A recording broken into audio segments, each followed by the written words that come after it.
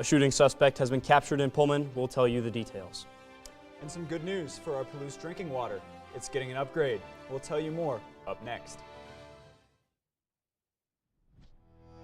From the Northwest Public Broadcasting Studios on the campus of Washington State University, this is Murrow News 8. Welcome back to Murrow News 8. I'm Cooper Morgan. And I'm Peyton Yeager. Starting off the show with breaking news, a shooting suspect has just been apprehended in Pullman. Osman Marles Salto is wanted for 6 counts of assault in the first degree. The Whitman County SWAT team, in conjunction with the members of the Pasco Street Crimes Unit and Latah County SWAT team, have been deployed. The police ask that you avoid the area of Aspen Heights and use alternate routes around North Grand Avenue. They say there is no current threat to the public, but are evacuating the apartments surrounding students in those areas are asked to evacuate to Cub Senior Ballroom. Approximately 930,000 people in Washington state are set to lose their SNAP benefits on November 1st due to the ongoing government shutdown. This affects over 540,000 households and includes about 300,000 children who will lose access to food assistance. Our reporter is out live right now. How could this impact the WSU and Pullman area, Matthew?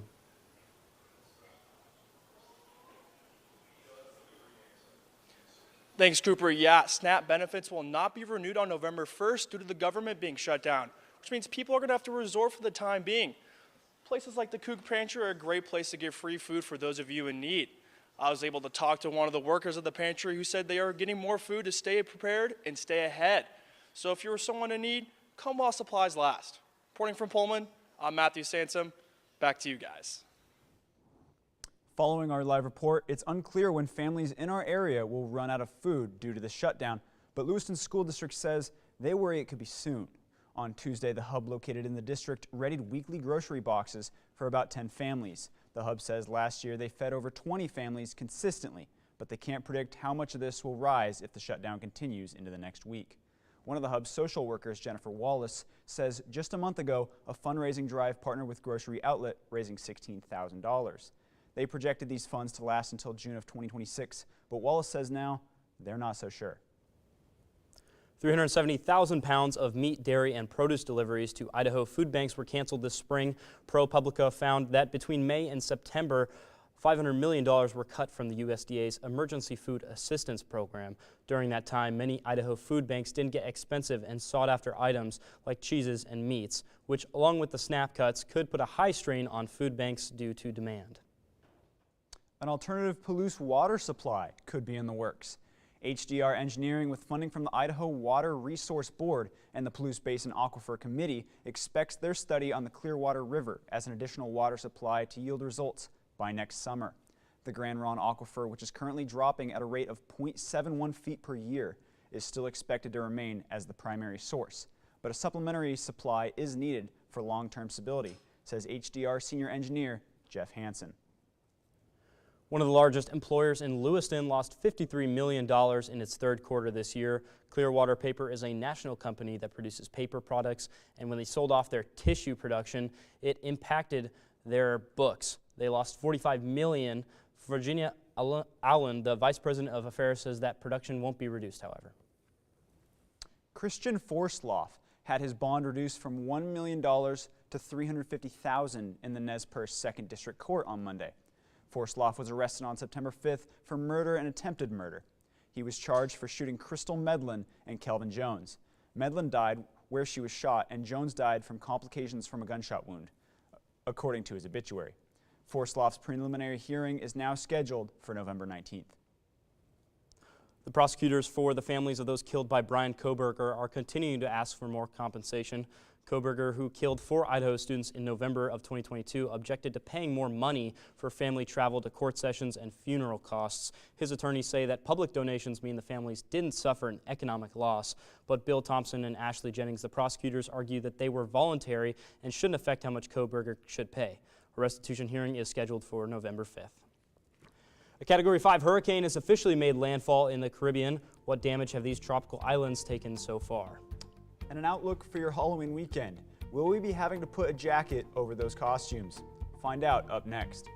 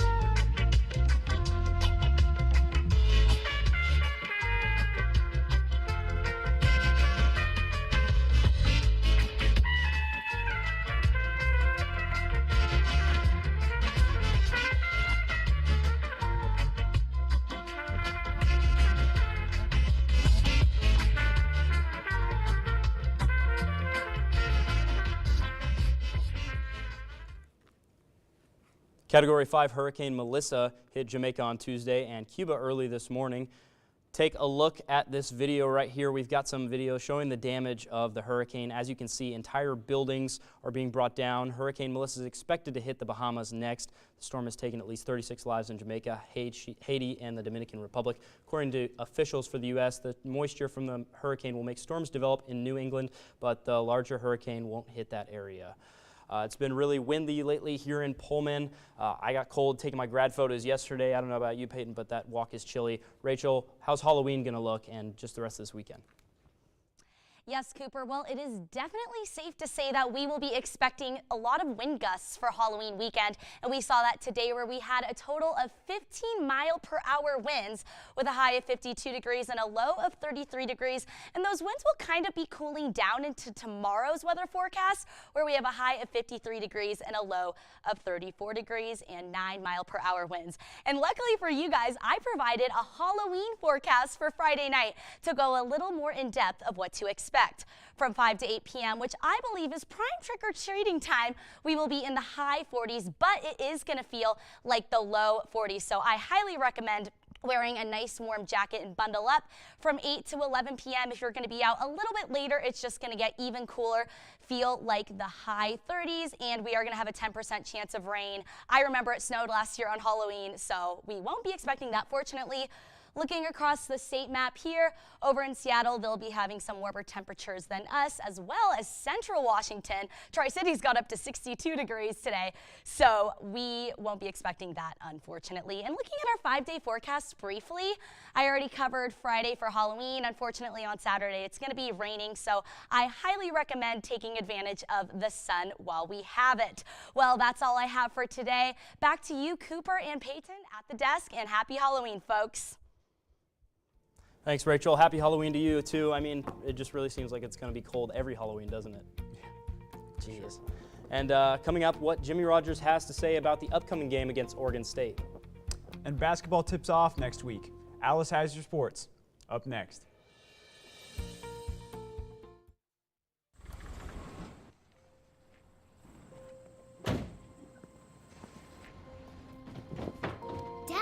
They took over my bedroom. Come on, come on.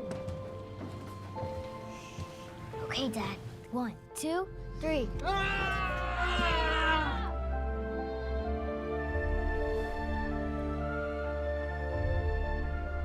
Dad!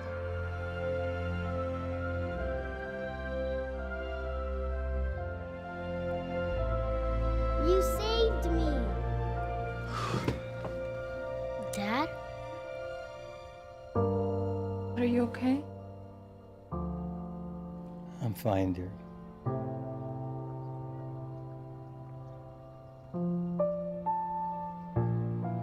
Your hero needs you now, and AARP is here to help. Find the care guides you need at aarp.org/caregiving. Hello, I'm Alex with your Murrow News 8 Sports.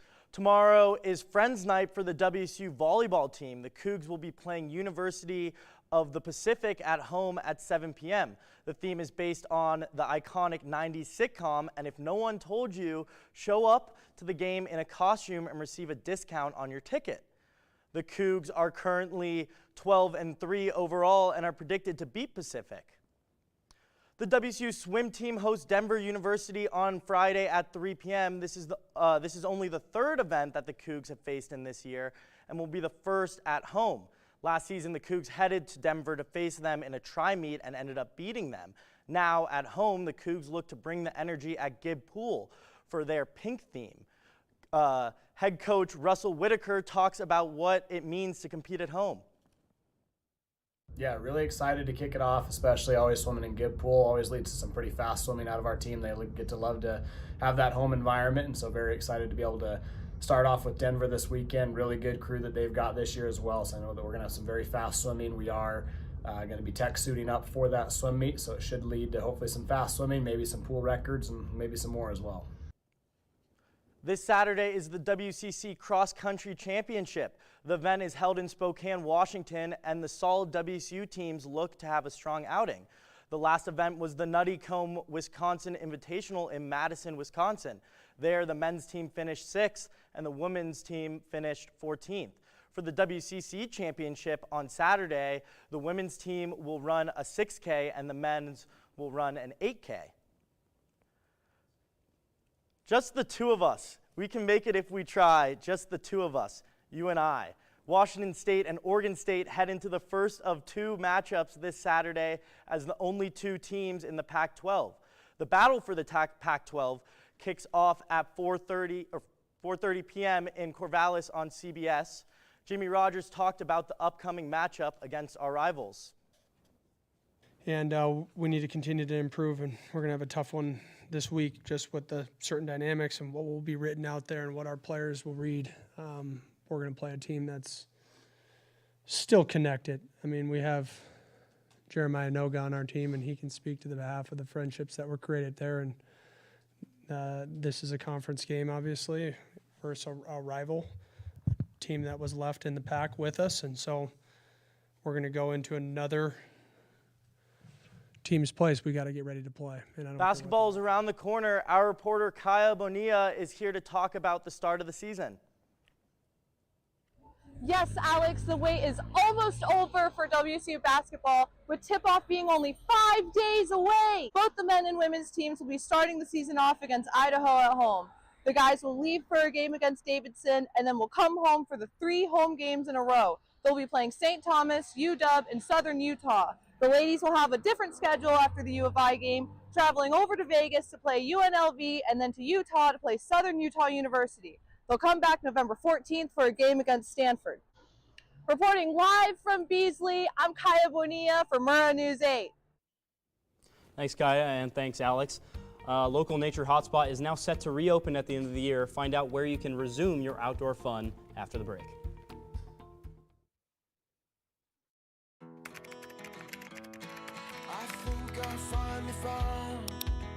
Hey, how you doing? Hey, Mason. Hey, Mason.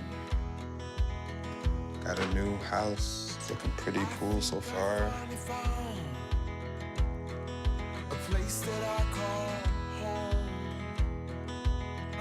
I'm teaching Louise how to cook some lasagna.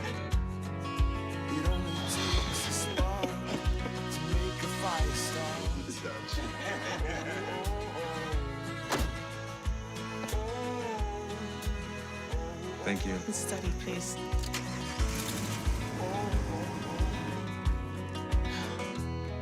I think I finally found a place to make my own.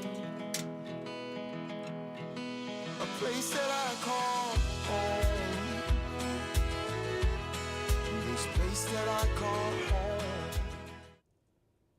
Steptoe Butte State Park north of Colfax is now set to reopen at the end of the year. The popular butte has been closed since February's flood. The Washington State Parks Department kept the site closed prior to repaving the road to the summit, which began in the spring. Steptoe Butte was initially set to reopen this month. Now it's scheduled to reopen on Monday, December 29th. Well, we've had a great show from all of us here at Murrow News 8. Thank you very much for watching, and look out for that Halloween. Hopefully you've got your costumes by now. Follow us on our socials, and good night.